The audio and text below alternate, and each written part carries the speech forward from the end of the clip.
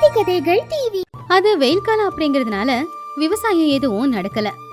ஊர் குட்டையில குளத்துல இருக்கிற தண்ணி கீழே போனதுனால இப்ப மீன் வியாபாரம் நல்லா நடந்துகிட்டு இருந்துச்சு.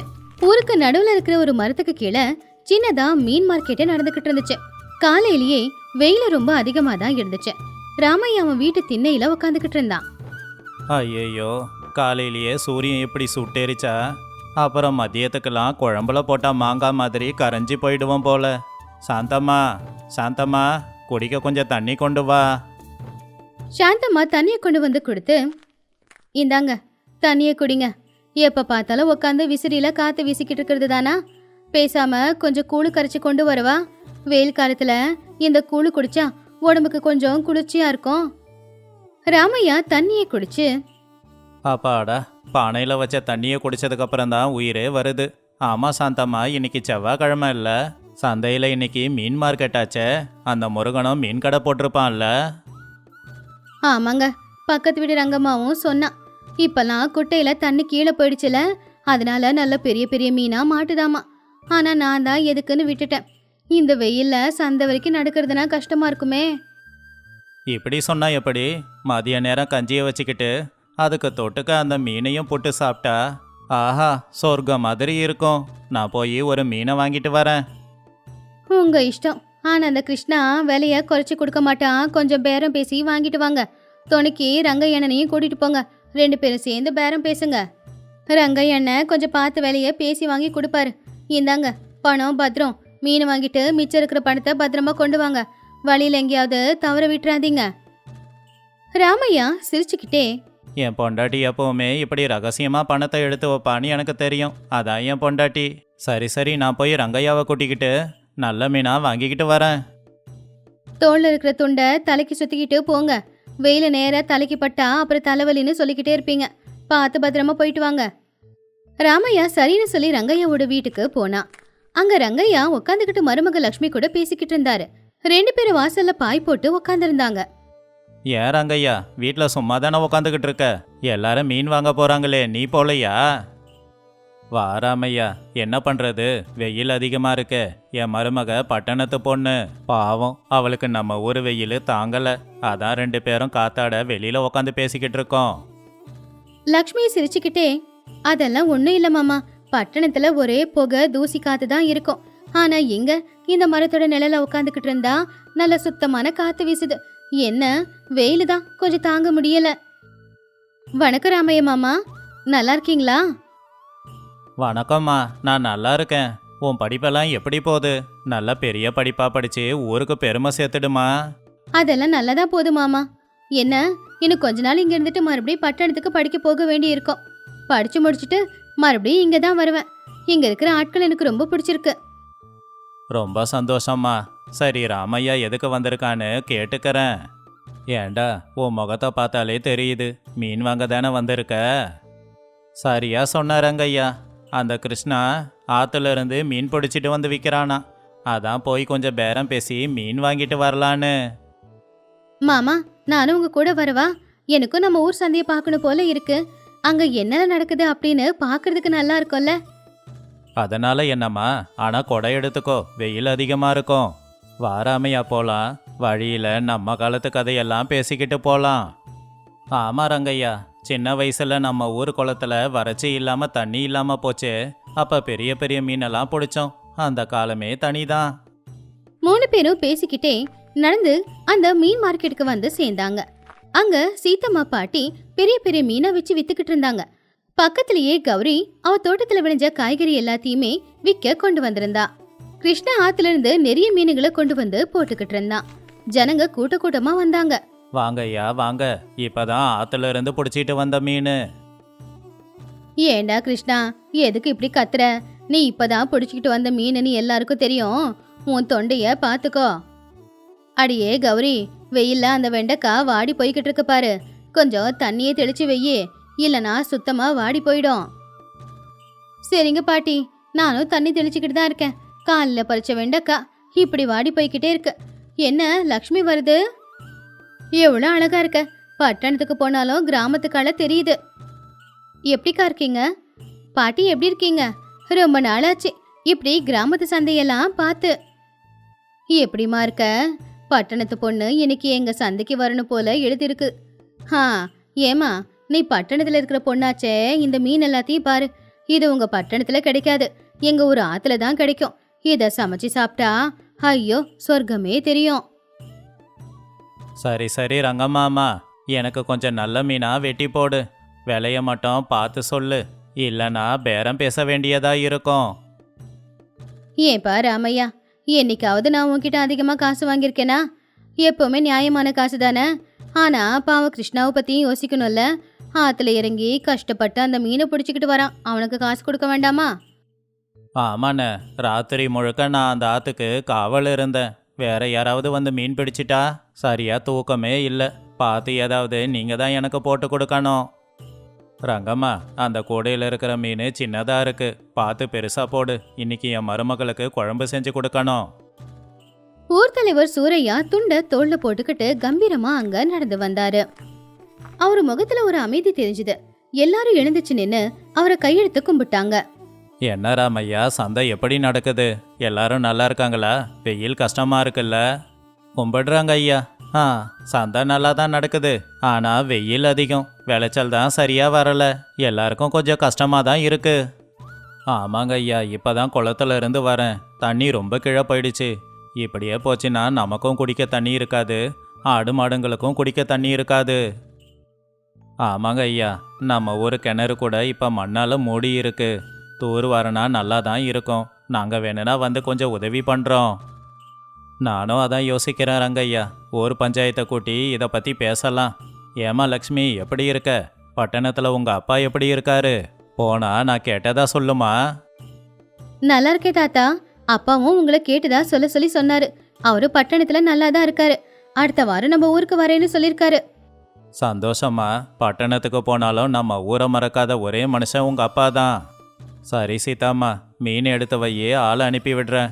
கௌரி, நீயும் கொஞ்சம் கத்திரிக்காய் கொடுத்து விடு. மீன் குழம்புல கத்திரிக்காய் போட்டு சாப்பிட்டா ரொம்ப நல்லா இருக்கும். சரிங்க ஐயா, நீங்க கேட்டதுனால மறுபடியும் தோட்டத்துக்கு போய் இப்பவே பறிச்சுக்கிட்டு வரேன். அப்பதான் சாந்தம்மாவும் மெதுவா மார்க்கெட்டுக்கு வந்தா. ராமையா மீன் வாங்கிக்கிட்டு இருக்கும்போது சாந்தம்மா குறுக்குல வந்து பேர பேசணும்னு நினைச்சுக்கிட்டு இருந்தா. ஏங்க, இன்னுமா நீங்க மீன் வாங்கல? பாட்டி, என்ன தராசு முள்ளு இந்த பக்கம் இருக்கு, கூட ஒரு மீனை போடு, ஏமாத்தாத. சாந்தம்மா வந்தாச்சா? இனி என் கதை முடிஞ்சுது. பேரம் பேசி பேசியே என்ன கொன்னுடுவாளே. இங்க பாரு சாந்தம்மா, நீ ஏன் வந்து இந்த தராசை பிடிச்சி மீனை எடை போட்டு வாங்கிக்கோ. நான் யாரையும் ஏமாத்த மாட்டேன். சரி சரி விடு, மீன் சின்னதா போடாத, கொஞ்சம் பெரிய மீனா பார்த்து போடு. என் வீட்டுக்காருக்கு பெரிய மீன் தான் ரொம்ப பிடிக்கும். இங்க பாரு கௌரி, ஒரு 1/4 கிலோ வெண்டைக்காய் போடு. மீன் குழம்பு கூட அந்த வெண்டைக்காய் போட்டு சமைச்சா என் வீட்டுக்காருக்கு ரொம்ப பிடிக்கும், அதை விரும்பி சாப்பிடுவாரு. சரி சாந்தம்மா, உனக்கு கொடுக்காம யாருக்கு கொடுக்க போறேன்? நம்ம ஊர்லயே நல்லா சமைக்கிறவ நீ தானே. நீ மீன் குழம்பு வச்சா நம்ம தெருவெல்லாம் மணமணக்குமே. அப்படியா அத்தை? அப்போ மீன் குழம்பு இன்னைக்கு சமைக்கும் போது நானும் பக்கத்துலயே உட்காந்து பாக்குறேன். அப்படி என்ன ரகசிய மசாலா தான் அதுல போடுறீங்கன்னு? அதுல என்னமா இருக்கு? ரகசியம்லாம் ஒன்றும் இல்லை. நீ வா, கிராமத்து சமையல்னா நான் என்னன்னு கத்து கொடுக்குறேன். அதுல நீங்க சொல்ற மாதிரி மசாலா எல்லாம் இருக்காது. சரிங்க அத்தை. பட்டணத்துல எல்லாரும் அவசர அவசரமா சமைப்பாங்க, யாருக்கும் நேரம் இருக்காது. ஆனா உங்க சமையல் ரொம்ப நல்லா இருக்கும். மதியம் கிட்டத்தட்ட 12 மணி நெருங்குச்சு. அனல் காத்து வீசிக்கிட்டு இருந்துச்சு. எல்லாருமே அந்த ஆலமரத்தோட நிழல்ல மட்டும்தான் வந்து நின்னுக்கிட்டு இருந்தாங்க. எல்லாரும் இங்கேயே உக்காருங்க. இந்த வெயில்ல வெளியில போனா அப்புறம் மயக்கம்தான் வரும். ஐயா, உங்களுக்கு ஞாபகம் இருக்கா? போன தடவை இதே மாதிரி வெயில் காலத்துல தண்ணி இல்லாதப்போ எல்லாரும் சேர்ந்து குளத்துல தூர் வாரணும். ஒற்றுமை தான் நம்ம பலம். அந்த நாளே வேற ராமையா. எல்லாரும் ஒரே குடும்பமா இருந்தோம். யாருக்கு பசி எடுத்தாலும் யார் வீட்டுக்கு வேணாலும் போகலாம். நம்ம வீட்டு பிள்ளையா நினச்சி சாப்பாடு போடுவாங்க.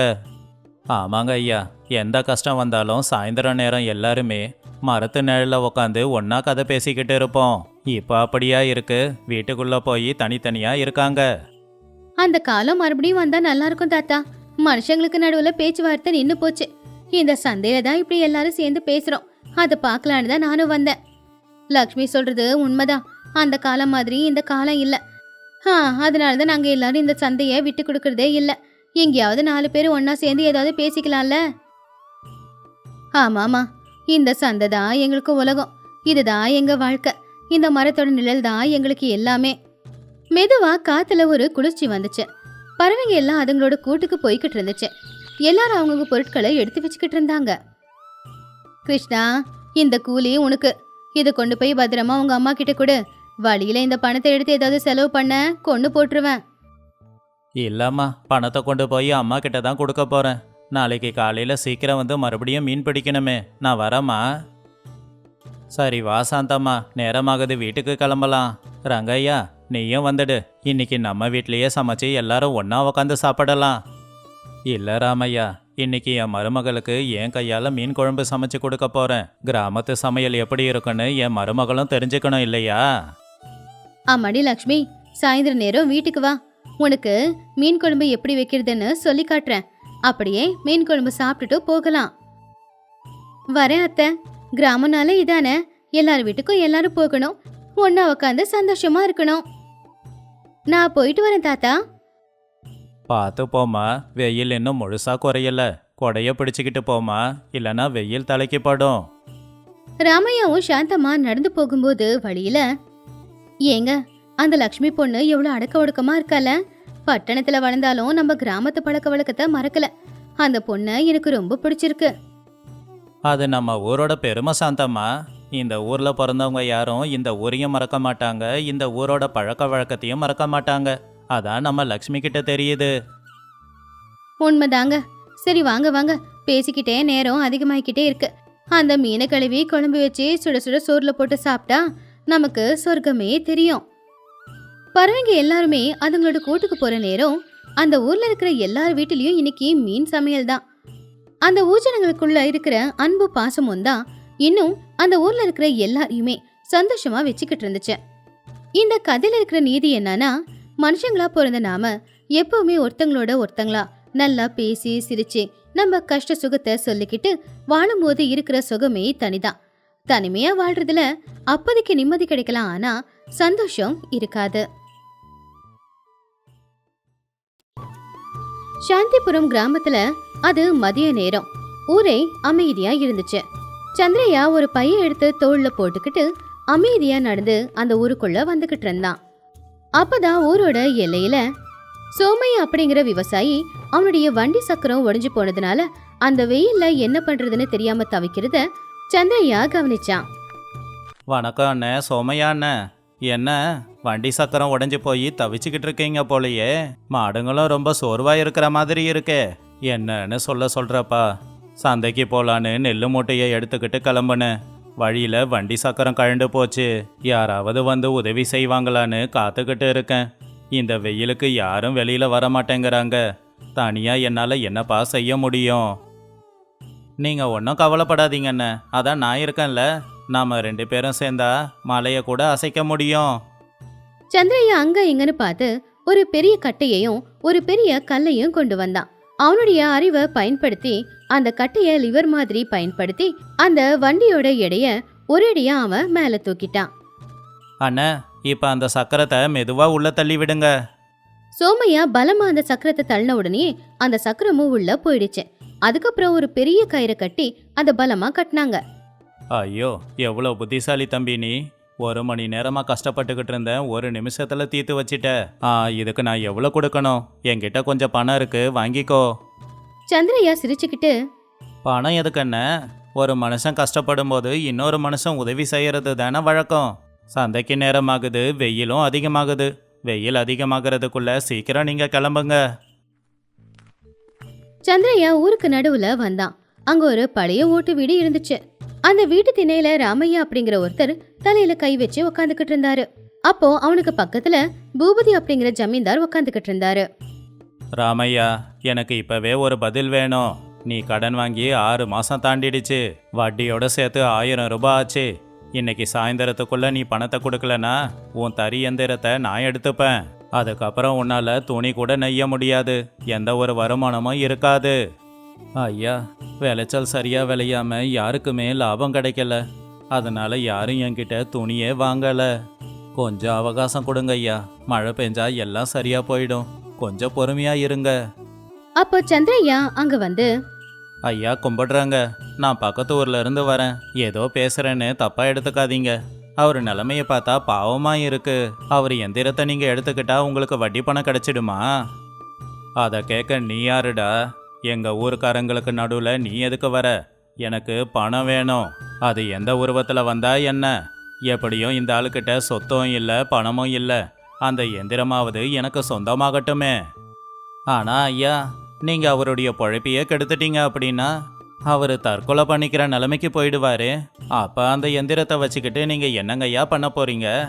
அதுக்கு பதிலா அவர் நெஞ்சு வச்சிருக்கிற துணி எல்லாத்தையும் நான் பக்கத்து ஒரு சந்தைக்கு கொண்டு போய் வித்து அந்த பணத்தை இவருக்கு கொடுக்கற பொறுப்பை எடுத்துக்கிறேன். ஆக மொத்தம் உங்க கடனும் திரும்ப வந்துடும். நீங்க கொஞ்சம் அவகாசம் கொடுத்தா அவருடைய கடனும் தீர்ந்துடும், உங்களுக்கு பணமும் கிடைச்சிடும். ஒரு ஜனங்க உங்களை பெருமையா பேசுவாங்க. ஜமீன்தார் கொஞ்சம் யோசிச்சு பார்த்தாரு. சரி, உன் மேல இருக்கிற நம்பிக்கையில நான் அவகாசம் கொடுக்கறேன். அப்பவும் கடன் பணம் திரும்ப வரலனா அவன் வீட்டை தான் காலி பண்ண வேண்டியது இருக்கும்.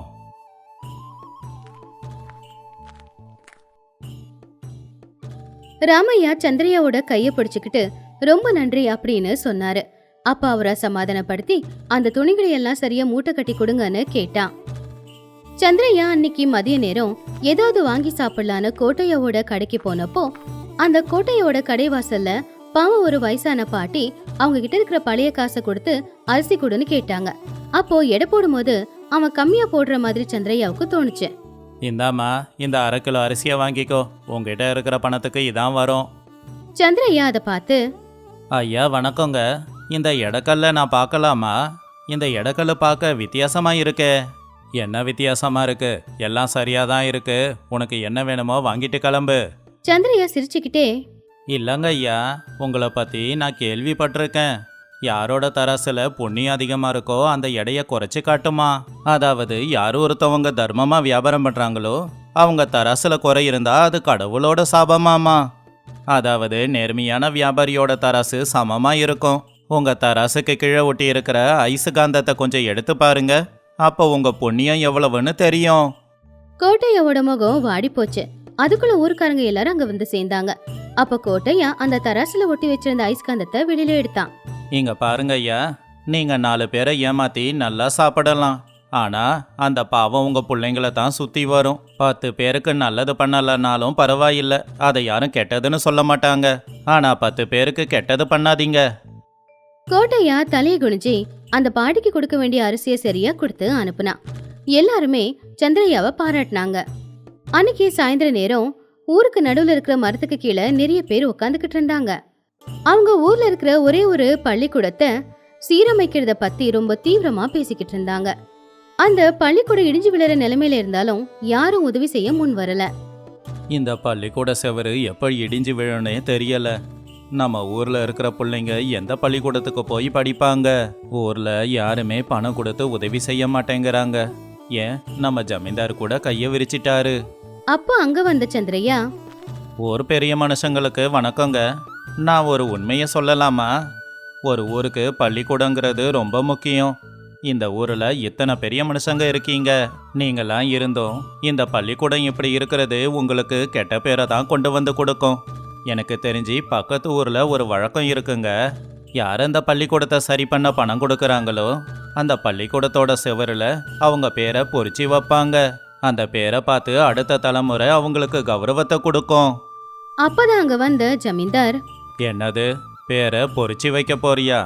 அப்படின்னா அடுத்த தலைமுறை எல்லாமே என் பேரை தெரிஞ்சுக்கிட்டு என்னை பாராட்டுவாங்களா? ஆமாங்க ஐயா, யாரு சிமெண்ட் கொடுக்குறாங்களோ அவங்க பேரு மேலே இருக்கும், செங்கல் கொடுக்குறவங்க பேரு கீழே இருக்கும். ஒரு பெரிய மனுஷங்க நீங்க இருக்கும்போது அந்த வாய்ப்பை வேற யாருக்கும் ஏன் கொடுக்கணும்? கலெக்டர் வேற பார்க்க வராரு. அப்படின்னா இந்த பள்ளிக்கூடத்தை சரி பண்ண செங்கல் சிமெண்ட்டுன்னு எல்லாத்தையும் நானே கொடுக்கறேன். எல்லாரோட பேருக்கும் மேல என்னோட பேரு இருக்கணும். மறுபடியும் சொல்றேன், அந்த பேரு பார்க்க நல்லா ஜொலி ஜொலிக்கணும். ஜமீன்தார் அப்படி கொடுக்கும்போது நான் கூலி ஆளுங்களுக்கு பணமோ சுண்ணாம்பு அடிக்க பணமோ கொடுக்கறேன். என்னோட பேரை அவருக்கு கீழே பொறிச்சு வைங்க.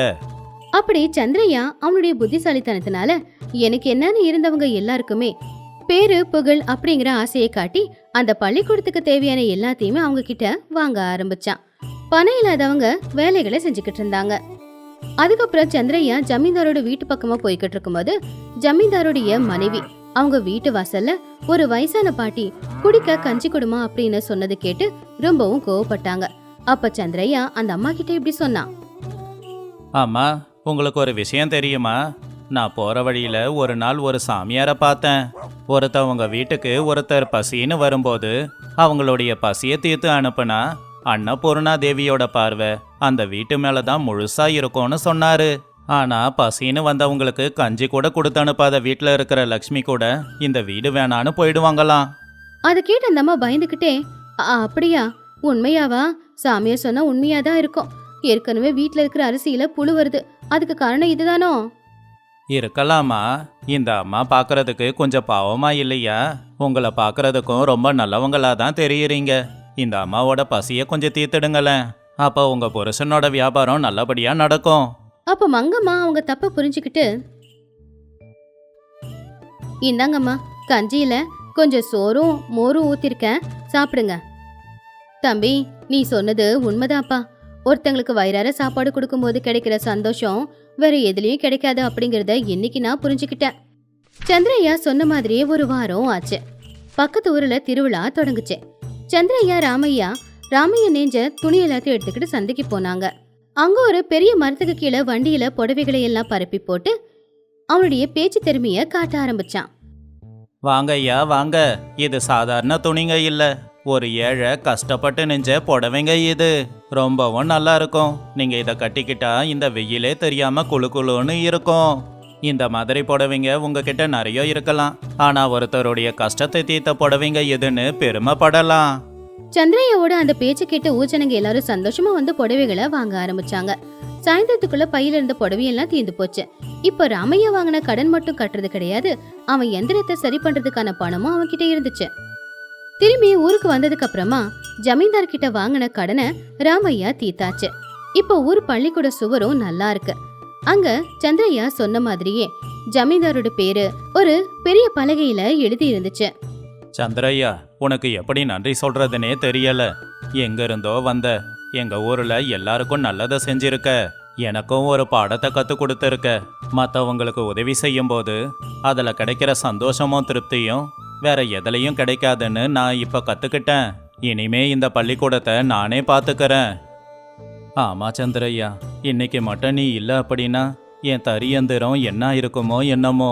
நீ இந்த ஊர்லயே இருக்கலாம் இல்லையா? உன்ன மாதிரி ஒருத்தர் இந்த ஊர்ல கண்டிப்பா இருக்கணும். அதுக்கு சந்திரையா சிரிச்சுக்கிட்டே, ராமையான, நான் ஒரே ஊர்ல இருக்க முடியாது. உலகத்துல உதவி தேவைப்படுற ஆளுங்க நிறைய பேர் இருக்காங்க. அவங்க எல்லாருக்கும் என்னால முடிஞ்ச உதவியை செய்யணும் இல்லையா? அதனால நான் ஊர் ஊரா போய் தான் ஆகணும். நீ எல்லாருக்கும் உதவி செய்யறதுக்காக போகல சந்திரையா. உன்னோட நிழல் பட்டாவே அந்த ஊர் மக்கள் தானா மாறிடுவாங்க. எங்களுக்கு அந்த நம்பிக்கை இருக்கு. சந்திரையா சிரிச்சுக்கிட்டே தோல்ல ஒரு பைய போட்டுக்கிட்டு அந்த ஊரோட எல்லையை தாண்டி போய்கிட்டு இருந்தான். சூரியனும் மறைஞ்சுக்கிட்டு இருந்தான். ஆகாயம் சிகப்பா மாறிக்கிட்டு இருந்துச்சு. ஊஜனுங்க எல்லாரும் அவன் போறத நின்னு பாத்துக்கிட்டு இருந்தாங்க. சாந்திபுரத்துல அன்னைக்கு நாள் உண்மையிலேயே எல்லாரும் சாந்தியா தான் இருந்தாங்க. சந்திரையா மறுபடியும் போற வழியில யாராவது ஆபத்துல இருந்தா அவங்களுக்கு உதவி செய்யலாம் அப்படிங்கிற மாதிரி தான் போய்கிட்டு இருந்தான். இந்த கதையில இருக்கிற நீதி என்னன்னா, சுயநலம் இல்லாத அறிவு. நமக்கு நிறைய அறிவு இருந்து அது நமக்கு மட்டும் பயன்பட்டுச்சுன்னா நாம மட்டும் நல்லா இருக்கலாம். ஆனா அந்த அறிவு நம்மள சுத்தி இருக்கிற அத்தனை பேருக்கும் பயன்பட்டுச்சுன்னா அந்த ஊரும் நல்லா இருக்கும், சொல்லப்போனா உலகமே நல்லா இருக்கும். அதனால எப்பவுமே யாருக்குமே உதவி செய்யறதுக்கு தயங்க கூடாது. ஒருத்தங்களுக்கு ஒரு பொருள் கொடுத்துதான் உதவி செய்யணும் அப்படிங்கிற அவசியம் இல்ல. ஒரு தப்பு நடக்கிற இடத்துல தப்பு நடக்குதுன்னு தெரிஞ்சுக்கிட்டு அது தப்புன்னு சொல்றதும் கூட ஒரு ரொம்ப பெரிய உதவிதான்.